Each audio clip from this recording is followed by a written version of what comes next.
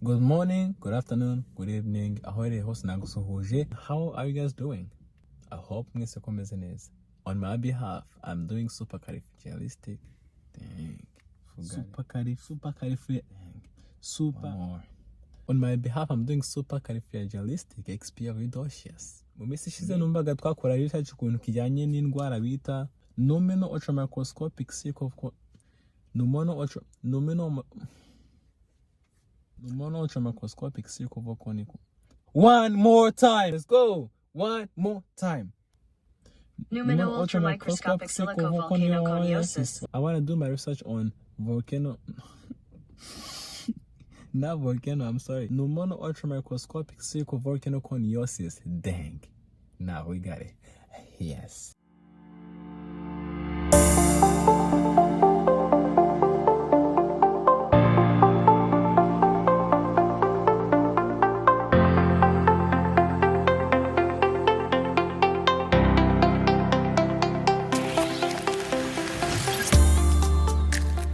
Nizeye ko mwese mumeze neza. Njyewe rero imbere ya kamera ni Gadi Nshimiyimana. Nifuza guheza ikaze kuri YouTube channel yitwa Life is Science cyangwa se ubuzima ni siyansi. Uyu munsi nifuza ko tuganira intambwe zigera kuri 8 umuntu agomba kunyuramo igihe cyose aryamye.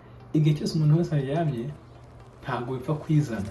Hariho ibintu byinshi cyane bibanza byakurahura mu mubiri kugira ngo byose bigende neza. Kimwe muri ibyo ngibyo ni hormone bita melatonin cyangwa na serotonin. Serotonin igomba kuba iriho kugira ngo iyo melatonin ibeho. Iyi hormone niyo ishinzwe mu kuryama ndetse no kubyuka kwacu. Mu kuryama kwacu rero harimo ibice bigera kuri bibiri. Ibice bigera kuri bibiri hariho ibyo bita non rapid eye movement cyangwa se bishatse kuvuga ngo amaso igihe atari kuzunguruka igihe umuntu aryamye. Iyindi ya kabiri bayita REM cyangwa se rapid eye movement cyangwa se igihe amaso ari kuzunguruka igihe umuntu aryamye. Muri izo kategori mvuze ko ari ebyiri, harimo kategori ya mbere ivuga ngo non rapid eye movement cyangwa se igihe amaso atarimo kuzunguruka. Iyo ngiyo igabanyijwemo uduce tugera kuri tungahe? Dutatu. Icya mbere bayita light sleep, iyindi bakayita intermediate sleep, iyindi ya gatatu bakayita deep sleep. Kazitangira noneho na stage ya mbere bita light sleep cyangwa se non rapid eye movement light sleep cyangwa se stage ya mbere igihe umuntu aba akimara kuryama mu minota 5 ya mbere kugera ku 10. Igihe umuntu amaze kwirambika ku buriri, murabizi abantu baba batari basinzira neza bakiri kwisuganya mu buriri, ariko uriya muntu ntabwo aba yagasinzira ngo agereyo neza. Gusa nta nubwo yanakumva n'abantu cyane ku ruhande. Muri iyi stage uzakunda kubona umuntu ariko yashikagurika. Muri iki gihe ni ya minota 5 kugera ku 10 ya mbere. Iyi stage ihita duheza kujya muri stage ya kabiri bita intermediate sleep. Gusinzira bisa nkaho bigeze hagati. Umuntu atarasinzira neza cyane ariko ataranakangutse. Iyi stage iri hagati minota 10 na 25.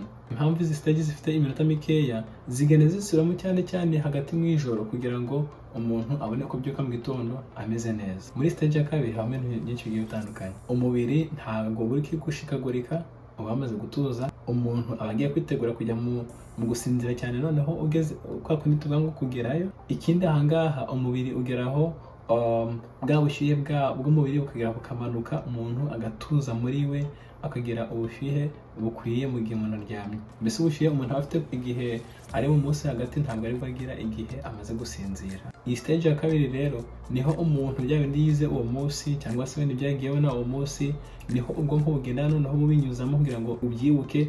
Kandi ikindi bya bindi wenda wize kuri uwo munsi ubwonko bukagenda bubishyira ahantu bukorera ngo bijye kugira ngo bihasitenge igihe kirekire. Ikindi muri iyi stage ya kabiri harimo ibintu bikomeye cyane abantu bakunda gutekerezaho, nanjye nabibonye rwose numva birantangaje. Ahangaha muri stage ya kabiri ni igihe umubiri uratuza, inyama zose zigatuza, mbese nta kintu kiri kimuvinga, n'amaso nayo yatuje, niba ari kureba imbere yagumye kureba imbere. Ikindi umubiri kwa kundi ugenda ukarelaxinga, kwa guhumeka kwacu nabyo biragera bikarelaxinga.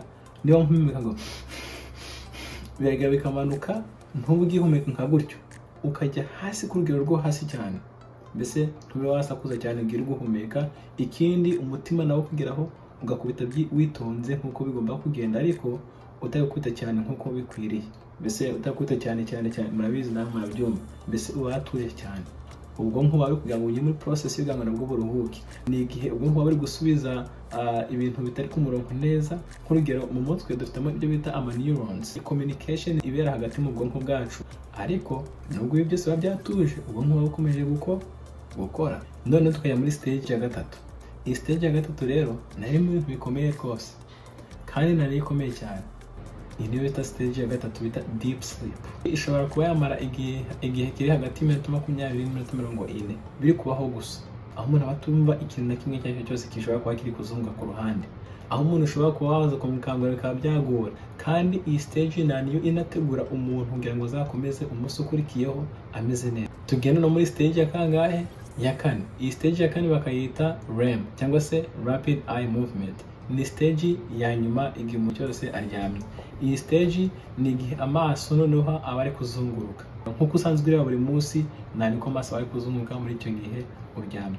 Iyi stage ni cya gihe umuntu akarota ibintu byinshi bigiye bitandukanye, ariko nubwo arota, iyi stage tena ni igihe umuntu aba ameze nk'uri pararize, ariko umutima ukiri gukora ndetse n'inyama ishinzwe kuba yafasha mu guhumeka ikiri gukora.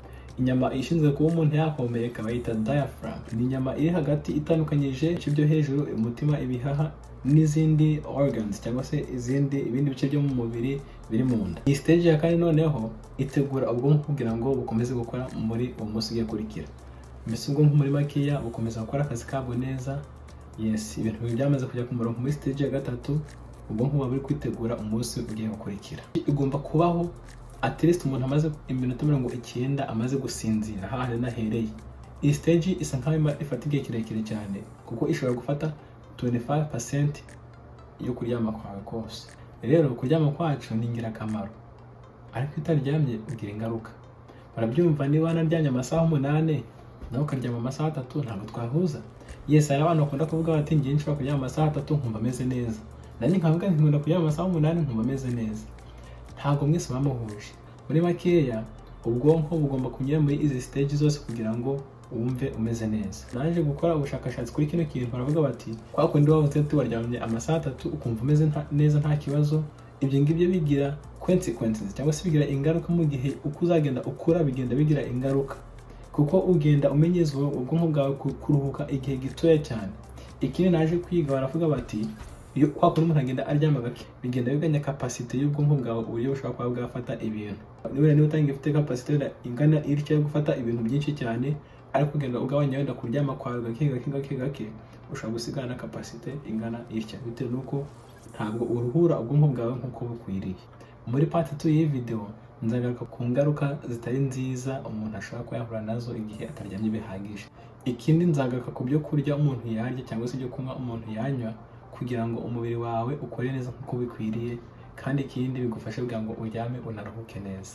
Murakoze kuri iyi video, nizere ko rwose mwagize icyo mukuramo. Imana ibahe umugisha, tuzakomeza muri part 2. See you next time. Thank you.